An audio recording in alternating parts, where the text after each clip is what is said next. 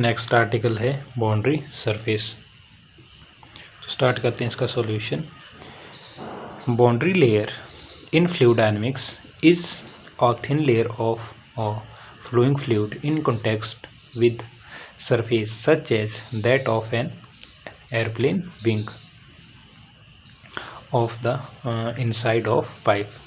The fluid in the boundary layer is subjected to shearing force. तो let P be a point on the moving boundary surface। ठीक है, तो आपके पास value आ जाएगी F R comma T, R vector comma T is equal to 0। इसको दे देना आपने इक्वेशन नंबर 1। तो where the fluid velocity VEL मैंने शॉर्ट में लिखा है, ये वेलोसिटी है, is Q vector and the velocity of the surface is U vector.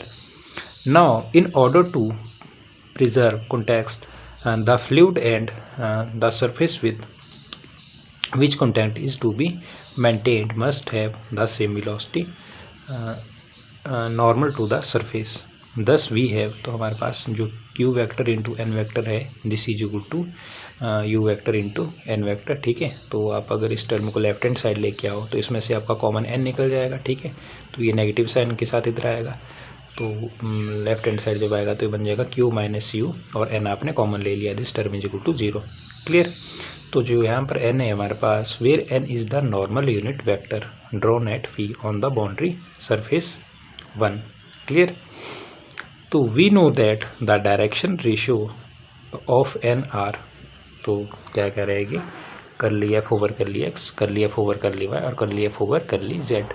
और जो हमारे पास ग्रेडियंट एफ आएगा, ग्रेडियंट एफ की वैल्यू आ जाएगी आपके पास curly F over curly X I cap plus curly F over curly Y J cap plus curly F over curly Z K cap. इसको दे देना आपने इक्वेशन नंबर 3। तो यहाँ से आप क्लियरली बोल सकते हो कि वी शो दैट जो हमारा एन वेक्टर है एंड जो ग्रेडियंट एफ है, ठीक है, वो क्या है, पैरेलल है। ठीक है, तो अगर ये पैरेलल है तो हमारे पास जो देयरफॉर जो हमारे पास एन वेक्टर है दिस इज इक्वल टू, ये कांस्टेंट है हमारा के, तो ये आ जाएगा दिस इज इक्वल टू के ग्रेडियंट एफ।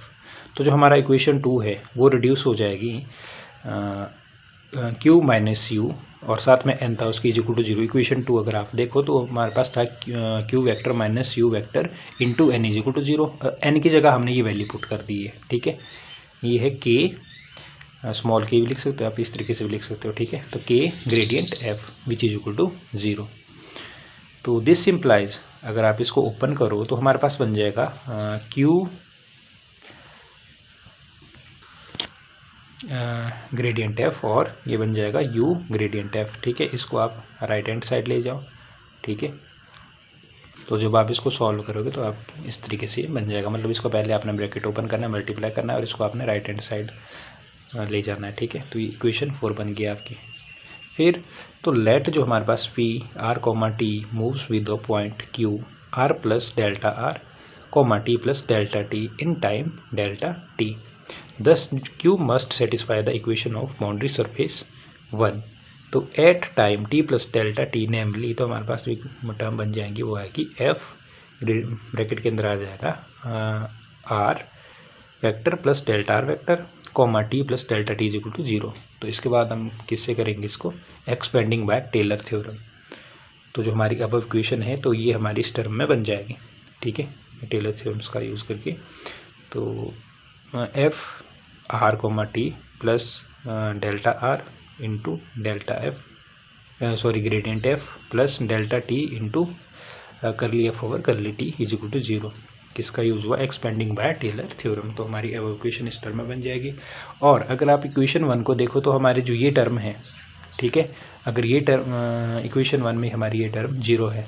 ठीक है, तो ये टर्म हमारी 0 बन जाएगी। तो आपको रीअरेंज करके हमारे पास ये टर्म आ जाएगी लिख के। ठीक है, फिर अगर आप डेल्टा आर टेन टू 0 करो और डेल्टा टी टेन टू 0 करो तो हमारे पास क्या टर्म आ जाएगी, curly F over curly T plus ये जो टर्म है ये बन जाएगी हमारे पास U into delta gradient F is equal to 0। क्यों बनी, क्योंकि आपने limit delta T tends to 0 किया और जो हमारे पास delta R over delta T था। ठीक है, this is equal to T R over D T which is equal to U. ठीक है, ये आपको पता है कि ये होता है। तो इसके बाद आपने क्या करना है कि यूजिंग इक्वेशन 4 का यूज़ करके आपने फर्स्ट टर्म तो एज इट इज़ रही, प्लस अब जो हमारे पास यू इंटू ग्रेडियंट एफ था, उसकी वैल्यू इक्वेशन 4 में क्या थी, क्यू इंटू ग्रेडियंट एफ, तो वो आपने जस्ट पुट कर दी है, ठीक है, इज इक्वल टू बन गया है 0। तो which is the required condition for F R comma T to be a boundary surface, ठीक है। तो ये था इसका कंप्लीट सॉल्यूशन।